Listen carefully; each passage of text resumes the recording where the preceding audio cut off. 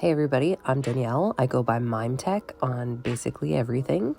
And today I'm going to do a gel nail polish set. So first off, I drew what I envision the nails looking like. Drawing the designs is a new thing for me, and it really helps with my process. So first, I sanded my nail beds down just a little bit so that there's something for the gel polish to stick to. And then I did 2 coats of gel base polish, baking for 30 seconds in between each coat.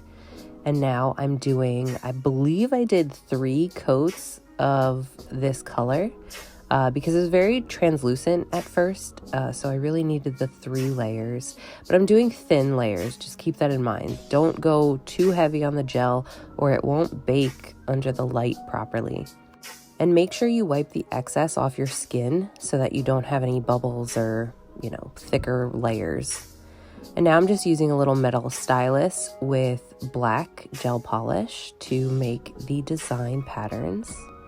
Just dipping right into the brush with this metal stylus to create the patterns that I drew. Little stippling and line pattern.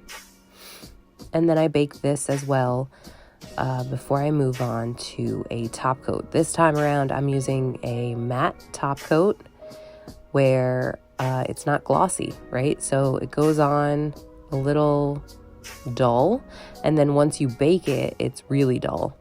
And it's actually cool because it's a no wipe top coat, meaning I don't have to go in with the rubbing alcohol at the end, but I do anyway, just because I feel like it takes away some of the smell from the gel polish that could have been remaining on your skin.